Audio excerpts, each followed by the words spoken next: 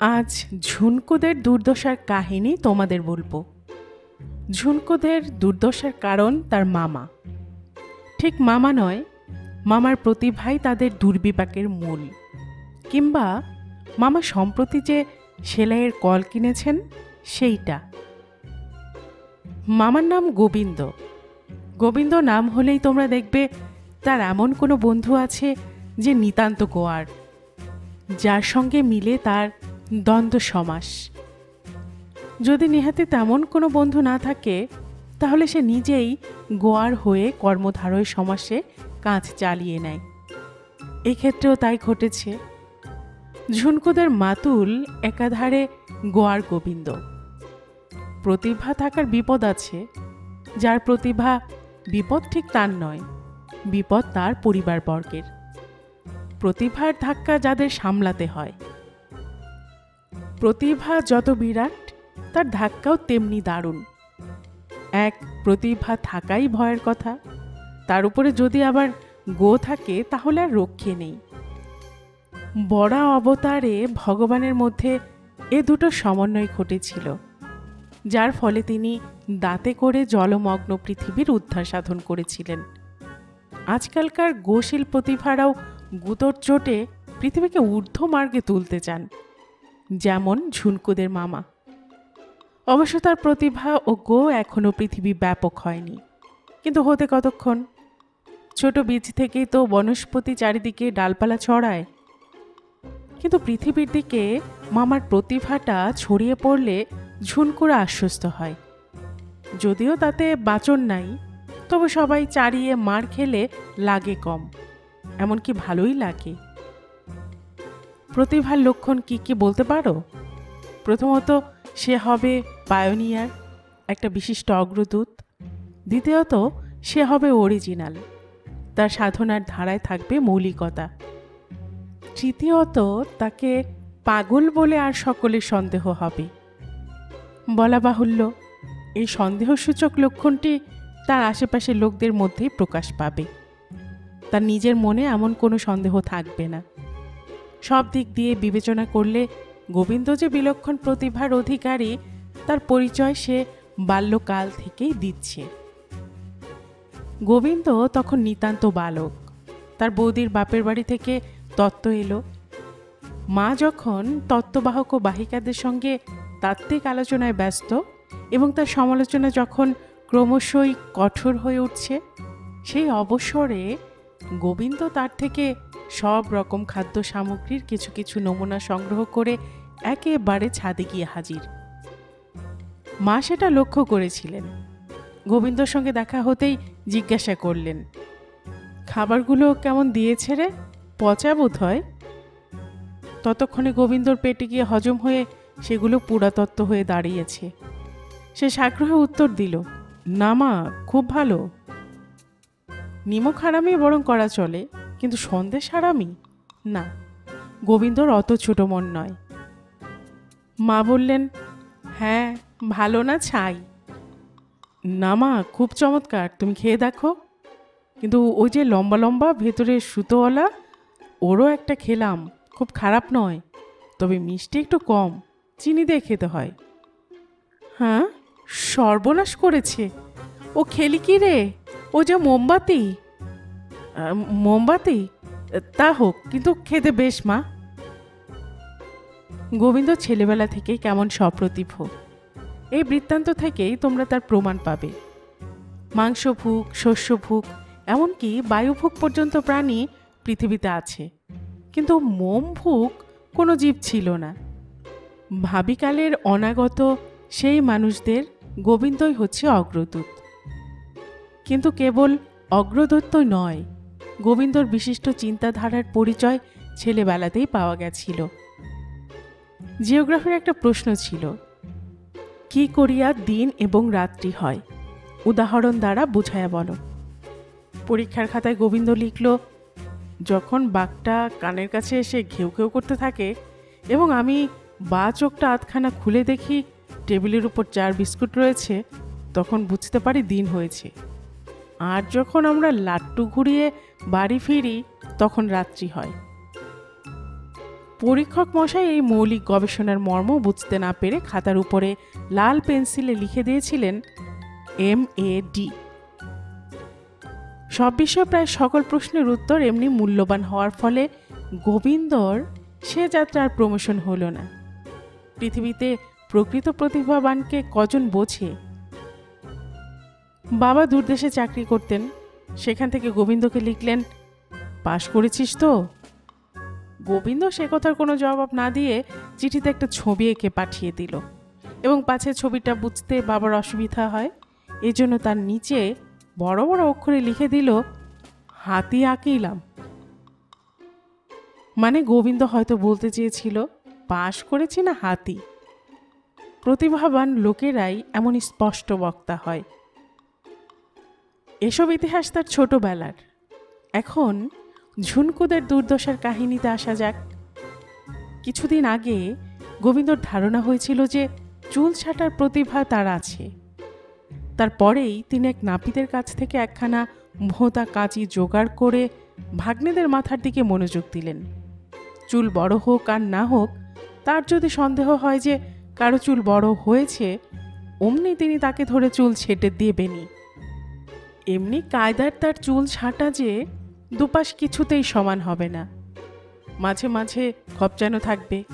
এমনও হতে পারে যে সামনের দিক খুব ছোট হয়ে গেল পেছনের দিকের তুলনায়। মামার দৃষ্টি এড়িয়ে ভাগ্নেরা পালিয়ে পালিয়ে বেড়ায়, কিন্তু মামা দেখতে পেলেই ধরে বলেন, আয় তোর চুল ছেঁটে দিই। এই সেদিন কাটলাম যে, এখনো বড় হয়নি মামা। বড় হয়নি কি রে? আর কত বড় হবে? তাল গাছ হবে নাকি? যদি কেউ বাইরে নাপিতের কাছে চুল ছাঁটিয়ে আসে, মামা একবার তাকালেই তা টের পাবেন। না, এ তো তাঁর ছাঁটা নয়। তাঁর ছাঁটা কখনো এত খারাপ, এমন বিশেষত্বহীন হতে পারে না। অমনি সেই চুলকে দুরস্ত করতে তিনি পুনরায় কাঁচি ধরবেন, মানে কিছুতেই মাথা বাঁচাবার উপায় নেই। মাথার উপর অত্যাচার তো আছেই, তার উপর গোবিন্দ সম্প্রতি একটা সেলাইয়ের কল কিনেছেন। পোশাক তৈরির ব্যাপারেও নিজস্ব প্রতিভার পরিচয় দেবেন। আপাতত এই তার বাসনা। বাজারে তৈরি সমস্ত জামা বাতিল করে তিনি নিজে ঝুনকুদের শার্ট পাঞ্জাবি সৃষ্টিতে মন দিয়েছেন। প্রতিভার দস্তুরি এই যে সে সর্বদা নতুন পথ কেটে চলে। সৃজন প্রতিভা জিনিসটা মারাত্মক, বিশেষ করে খাবার দাবার আর পোশাক পরিচ্ছদের ব্যাপারে। মামার তৈরি জামা পরতে ঝুনকুদের কান্না পায়। তাদের ক্লাসের ছেলেরা হাসে, জিজ্ঞাসা করে, কোন দোকানের ভাই? দোকানের নাম তো করতেই পারে না। মামার তৈরি বলতেও তাদের লজ্জায় পা ধেয়ে। সেসব জামার অদ্ভুত ছিঁড়ি, অদ্ভুত ছাঁদ। কোনোটা বা শার্টের হাতা পাঞ্জাবির ঝুল, কোনোটা পাঞ্জাবির হাতা শার্টের ঝুল, কোনোটার বা ডান দিকের চেয়ে বাঁ দিকটা বেশি ঝোলা, কোনোটাতে হাত গলানো যায় না, কোনোটাতে মাথা গলানোই মুশকিল, কোনোটার আবার ঘের এত কম যে দোস্তর মতো মারামারি করে পড়তে হয়। তার উপরে বোতামের ছাঁদাগুলো এত ছোট ছোট যে বোতাম আটায় এক ধস্তাধস্তি ব্যাপার। একদিন ঝুনকুর দিদিমা গোবিন্দকে ডেকে বললেন, আমার তাকিয়ার একটা খোল করে দিয়েছিস, বেশ করেছিস। তেলের চিটেই তাকিয়াটা যেতে বসেছিল, কিন্তু বাছা, খোলের আবার বোতাম কেন? আর তার হাতই বা কিসের? আমরা সেকেলে বুড়ো মানুষ, জানি নে, বোধ হয় আজকালকার একটা ফ্যাশন। আমার তাকিয়ার একটা খোল করে দিয়েছিস, বেশ করেছিস। তেলের চিটে তাকিয়াটা যেতে বসেছিল, কিন্তু বাছা, খোলের আবার বোতাম কেন? আর তার হাতাই বা কিসের? আমরা সেকেলে বুড়ো মানুষ, জানি না, বোধ হয় আজকালকার একটা ফ্যাশন। তোমার তাকিয়ার খোল কই? আমি তো করিনি। দেখি দেখি। ও মা, এ যে টুনকুর পাঞ্জাবি, পাজিটা তাকিয়ায় পড়ে গেছে। আচ্ছা, দেখছি হতভাগাকে। বিনকো এসে অভিযোগ করল, মামা, আমার হাতের চেয়ে জামার হাত যে বড়। ঝুনকু বলল, আমার আবার ডান হাতটা বাঁ হাতের চেয়ে লম্বা। গোবিন্দ গম্ভীর কণ্ঠে উত্তর দিলেন, নে নে, এখন হাতা গুটিয়ে পড়। চিরকাল কিছু এমনি ছোট থাকবি নে, বাড়বি তো, বড় হলে তখন ঠিক হয়ে যাবে। কি করে বেচারারা হাত গুটিয়ে পড়ে? এ কথা সত্যি, মাথায় বড় হলে হাতও নিশ্চয়ই কিছু পরিমাণে বাড়বে, কিন্তু ততদিনের অপেক্ষায় এই জামা টিকে থাকবে কিনা বলা শক্ত। আর তাছাড়া ডান হাত কখনো বাঁ হাতের চেয়ে বেশি লম্বা হবে কিনা সন্দেহ। ঝুনকু, বিনকু, টুনকু, 3 ভাইয়ের মধ্যে টুনকুই সবচেয়ে ছোট। মামা যখন বাড়ি থাকে না, টুনকু সেলাইয়ের কল নিয়ে বসে।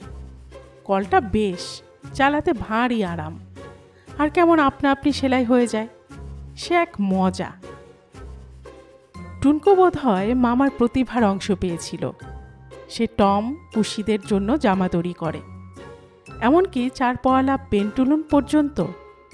কিন্তু দেখা গেছে পোশাক পরতে তাদেরও খুব অভিরুচি নেই।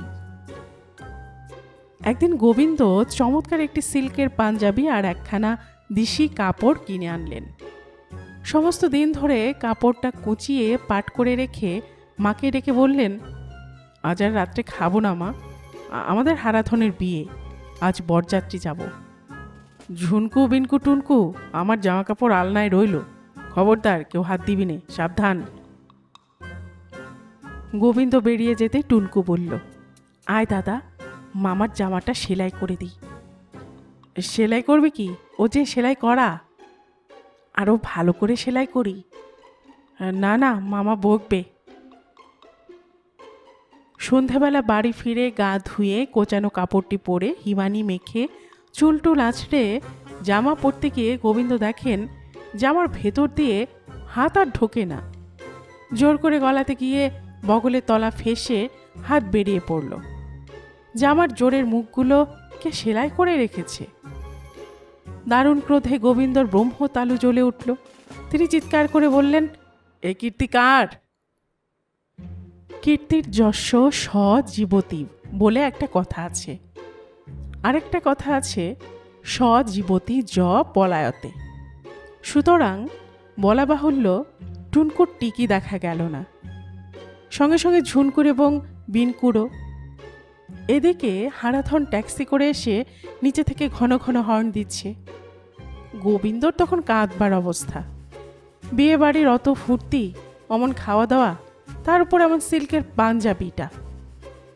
জানলা থেকে গলা বাড়িয়ে গোবিন্দ বলল, ভাই হারাধন, আমাকে আজ মাপ করো, হঠাৎ কেমন গাটা জ্বর আছে। তোমার বউ ভাতে কিন্তু ঠিক যাব ভাই। সেলাইয়ের কলটা বউ ভাতের উপহারে দিয়ে দিবে গোবিন্দ মনে মনে স্থির করল। স্টোরি গল্প চ্যানেলে এতক্ষণ আপনারা শুনছিলেন শিবরাম চক্রবর্তীর লেখা একটি মুচকি হাসির গল্প মাতুলতা। আর এতক্ষণ গল্প পাঠে আমি আপনাদের সাথে ছিলাম রোমানা নুপুর।